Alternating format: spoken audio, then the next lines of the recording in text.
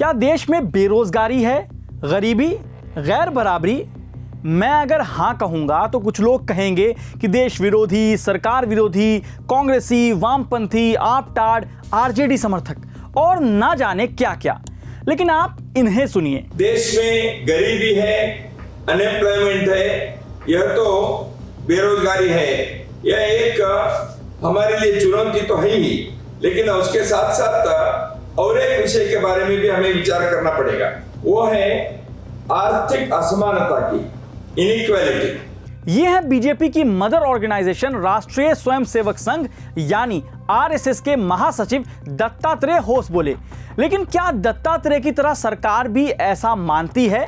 क्या सरकार के पास गरीबी का आंकड़ा है?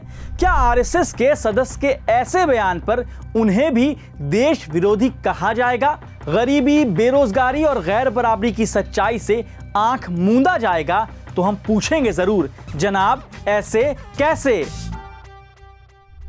चलिए आपको एक कहानी सुनाते हैं। बात है साल 2019 की। मौसम चुनावी था, एक थी जनता और एक सरकार, दोनों प्रेम में। जनता प्यार में इस कदर डूब चुकी थी कि उसे किसी और की कोई बात सुनाई ही नहीं देती। इस बीच बेरोजगारी से जुड़ी नेशनल सैंपल सर्वे ऑफिस यानी NSSO की एक रिपोर्ट सामने आई। ऐसे तो बिना रिपोर्ट के भी सरकार और बेरोजगारी के चर्चे मोहल्ले में हो रहे थे, लेकिन उस रिपोर्ट से कंफर्म हो गया था कि बेरोजगारी पिछले 45 साल में सबसे ज्यादा है।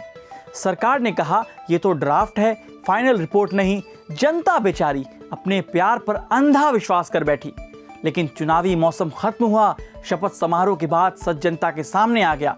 सरकार ने रिपोर्ट को सही माना, लेकिन तब तक बहुत देर हो चुकी थी। अब आते हैं पॉइंट पर। आरएसएस से जुड़ी स्वदेशी जागरण मंच द्वारा आयोजित एक वेबिनार में दत्तात्रेय ने देश में गरीबी, बेरोजगारी और बढ़ती आर्थिक असमानता पर चिंता जताई।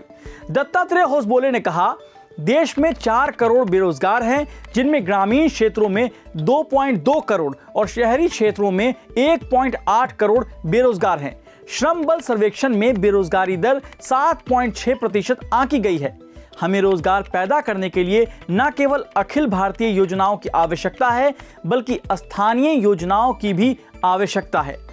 अब यह सच है कि भारत में व्यापक बेरोजगारी देखी जा रही है, लेकिन उच्च बेरोजगारी दर के अलावा लेबर फोर्स पार्टिसिपेशन रेट मतलब LFPR घट रही है। LFPR मतलब नौकरी की मांग करने वाले लोगों की कुल संख्या कितनी है।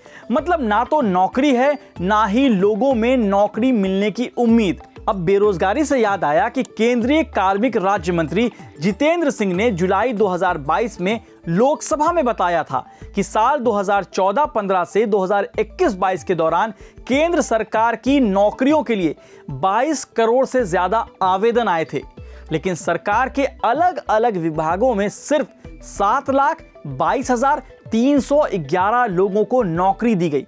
जी हां, 7 लाख। हालांकि फेस्टिवल सीजन में अच्छी खबर यह है कि सितंबर के महीने में बेरोजगारी दर घटकर 6.43% पर आ गई है। Centre for monitoring of Indian economy की रिपोर्ट के मुताबिक देश के ग्रामीण और शहरी इलाकों में श्रम भागीदारी बढ़ने से बेरोजगारी दर में कमी आई है। इससे पहले अगस्त महीने में राष्ट्रीय बेरोजगारी दर 8.28% थी। अब आते हैं गरीबी पर। दत्तात्रेय होस बोले से लेकर बीजेपी नेता और केंद्रीय मंत्री नितिन गडकरी जनता के गरीब होने की बात कह रहे हैं। नितिन गडकरी ने क्या कहा है, ये आप खुद सुनिए। हमारा देश धनवाने पर जनता गरीब है। भूखमरी, बेरोजगारी, गरीबी, महंगाई इससे ग्रस्त है। जातीयवाद, छुआछूत, अस्पृश्यता, उच्च नीचता का भाव समाज के लिए, हमारे लिए बहुत दुखद भी है और समाज के प्रगति के लिए घातक भी है। नितिन गडकरी ने साफ किया है कि उनका यह भाषण सामाजिक समस्याओं को दूर करने की भावना वाला है।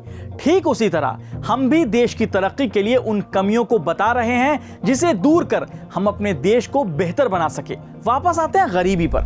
योजना आयोग द्वारा गरीबी के आंकड़े आखिरी बार 2011-12 के लिए जारी किए गए थे। तब देश में गरीबों की संख्या करीब 27 करोड़ या कुल जनसंख्या की 22% के करीब आंकी गई थी। लेकिन 10 साल बाद गरीबी का कोई आधिकारिक अनुमान जारी नहीं किया गया है। क्योंकि सरकार 80 करोड़ लोगों को मुफ्त अनाज दे रही है, इसलिए माना जाना चाहिए कि इतने लोग गरीब हैं। प्रतिशत आप खुद निकाल लीजिएगा। प्रोफेसर सुरेश तेंदुलकर के नेतृत्व वाली समिति ने गरीबी रेखा को लेकर सुझाव दिए थे। उसी के आधार पर सरकार कहती है कि गांव में अगर कोई हर महीने 816 रुपए और शहर में 1000 रुपए से कम खर्च करता है तो वो गरीबी रेखा के अंदर रहेगा। इन सब के बाद एक और अहम मुद्दा आता है गैर बराबरी का, जिसकी बात मैं नहीं बल्कि आरएसएस के महासचिव दत्तात्रेय होसबोले कर चुके हैं और साथ ही आंकड़े भी यही कह रहे हैं। वर्ल्ड इनइक्वालिटी रिपोर्ट के मुताबिक भारत में 1% लोग देश के करीब 22% इनकम पर काबिज हैं। वहीं भारत के 57% इनकम पर देश के टॉप 10% लोग काबिज हैं और देश की 50% आबादी के पास देश की आय का सिर्फ 13% है। आंकड़े से लेकर सरकार के अपने ही लोग बेरोजगारी और गैर बराबरी पर अब बात कर रहे हैं, तो फिर सरकार बढ़ती बेरोजगारी, असमानता और गरीबी की सच्चाई को क्यों मानती नहीं? अब तो आरएसएस ने भी बोल दिया, अब तो मान लीजिए और कोई ठोस रास्ता निकालिए, नहीं तो हर कोई पूछेगा, जनाब ऐसे कैसे?